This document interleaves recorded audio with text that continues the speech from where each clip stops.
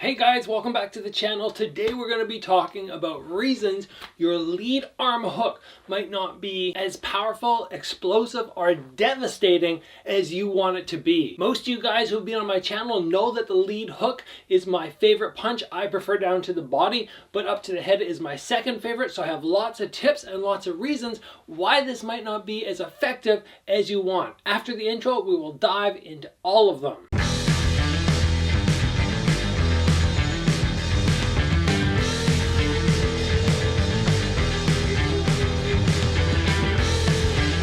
Alright guys, just a few clips of me using the left hook and you will see very quickly that I am effective with it, I'm dangerous with it, and throughout the years I've had to make corrections because I myself was making mistakes that were causing me to hit with less power than I'm capable of now. So let's drag Bob into the picture here and let's talk about some mistakes that I used to make. Alright, the first one is super easy, and I was guilty of this for a while. I went back and watched some of my pad work footage recently and went, yes, this indeed was a mistake I was making. It's when you throw your punch, but your elbow is not as high as where your arm is actually striking. Now, why does this matter? Well, let me grab, I'm gonna use this piece of paper here. Imagine if this piece of paper is straight. Everything's level, I come across and I strike. Everything behind it, all the power behind it can travel right through to the end of the pad and it continues through the surface. But if I bend slightly and I hit, it collapses. There we go. It collapses. And it's the same idea here. When I throw the punch and I make impact, if my elbow is not up behind it, giving the impact something to absorb into and something to allow it to follow through, I'm going to hit and I'm going to experience a bit of a fold. And my elbow is going to drop down, which means the weight of the elbow coming into the object through my fist will no longer be there. So if you're looking for a simple way to check and make sure you're not making this mistake, throw the video camera on yourself, bang away on the bag. If I throw my body hook, elbow high. If I throw my head hook, elbow high, and I make sure I'm not coming like this with my elbow too low, that is the first thing you want to check and make sure you're not doing incorrectly. Next up, guys, let's talk about building some power up for this lead arm. Because if I come off a combo, let's say I go 1, 2, and then into 3, I've torqued my body and I've created that position where I can unwind. My lead arm has become my back, and now I can unwind for maximum power. But if I just come straight into the lead hook with no setup, a lot of times people will just go like this. And I'm left with pretty much only my arms and my hips to give a little bit of a pump, but I lose out on all that shoulder motion. And when you see a lot of people working and they're slipping their way in, you see my shoulders switch each time, so that when I slip, I can explode in. Same thing if I want to cover distance, I can drop my weight, set up my shoulders, and then lunge in for a big power hook. So drawing the lead shoulder back, even if I'm out of range here and I want to land, I draw back and then I come through. Back and through. And you might be thinking, well, that takes time. It slows down. It's telegraphing. But we don't just stand here and go, huh, huh. We usually will set up a little fake, draw their arms down the center, and then follow through, or we'll drop our head and then lunge in with that gazelle punch, that leaping hook. Make sure you preload your shoulders and then unwind them to maximize your power. Another mistake that is often made is people jam their hooks. They think that they always have to be throwing right here.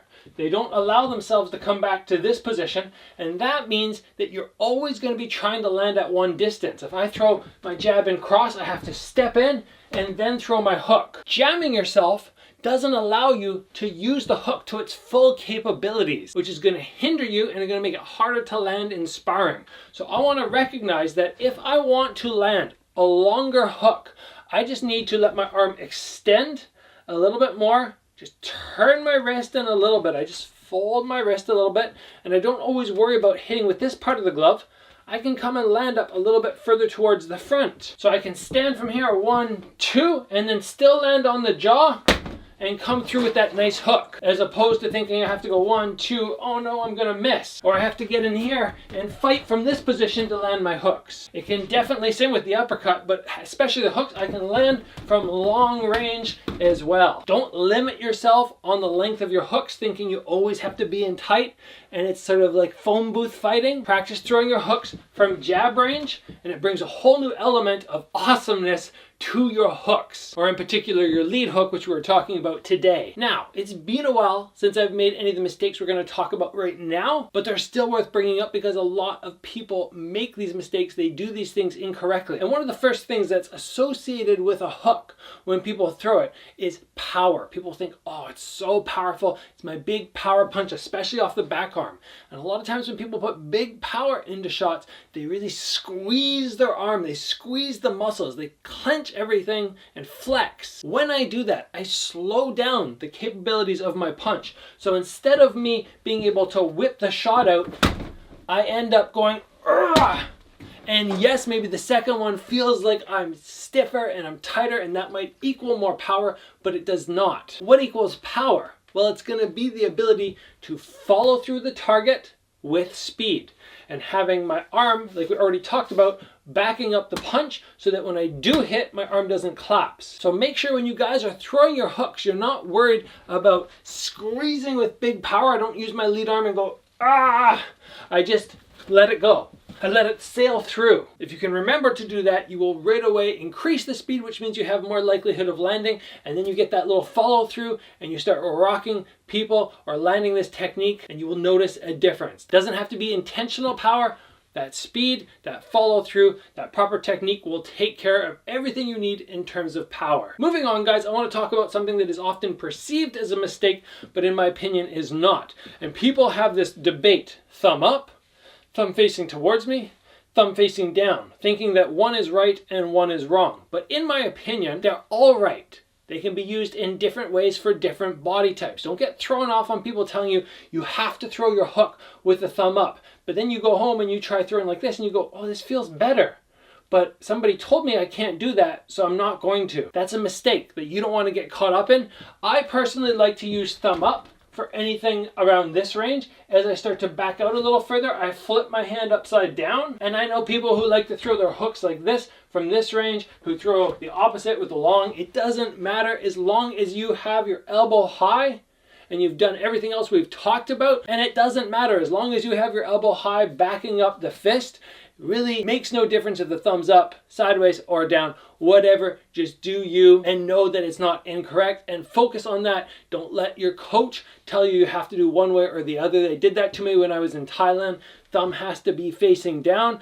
Didn't like it. Didn't work for me. That's why I score most of my knockdowns like this. So who's to say what's right or wrong? I just wanted to mention that, guys, to you because it is something worth noting. Another pointer, guys, is what is my opposite arm doing as I throw my punch? If I just leave this hand right here, let's say it's right here, and that's it, I'm not going to get as much power as if I draw back. It's almost like I take this arm and I pump it back to create a little bit more snap through my shoulders. Now, what we have to be aware of when we do this is if I'm somebody who holds my hands out here, maybe like a Thai fighter or a boxer who likes to reach around, then it's perfect. I can draw right back. If I'm somebody like myself who keeps my hands up here, as I draw back, it's very small. I'm just doing that.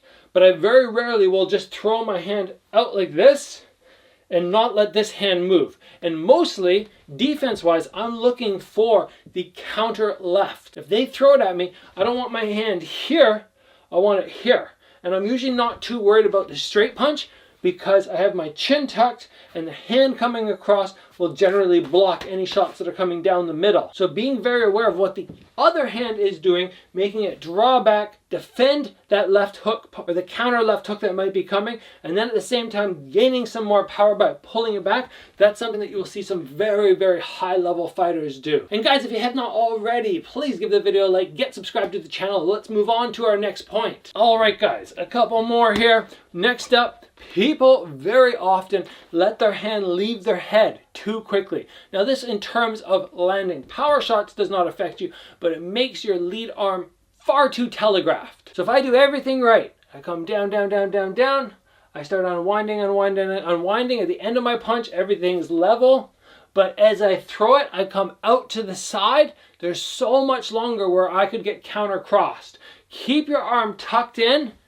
so the time that the hand is away from your head is minimal. Make sure it's not all the way around. I want a brief note on that. We're not going to kill it to death. That's just something you should be aware of. You can throw a camera on yourself, watch yourself throw your hook, and just make sure that it's not coming out to the side at all and then around, because obviously too slow and too exposed for counter shots. Now next up, guys, I want to move into what the lower body is doing. And you don't really even need to really see me here. You'll be able to see my hips. That's enough. If I throw like so, that's not great. If I get a little bit more body action into it, that's better. If I can twist, you can see me pumping my knee, turning my body over. I know a lot of people say that the toes that we're standing on will always face forwards. But when you see boxers throw, very often they'll twist their toes as they throw. We're not talking about twisting from here to here. We're just talking about the toe just going pop, pop. And you might be thinking, well, when I twist, I expose myself to a low kick. But I've never found anybody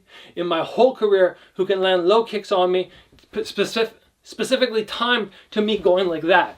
And they're taking advantage of it. So I don't think anybody else needs to worry about this. If you want to turn your lower body over, maximize your speed and power, drop your weight, and remember that the punch doesn't just come from the upper body, it comes from the lower body as well. When you engage from down here and you twist your foot and your hips over very slightly, you're going to gain more power, more speed on your shot. And the last thing I want to focus on today, guys, that you might be making a mistake on your lead hook is what your head is doing.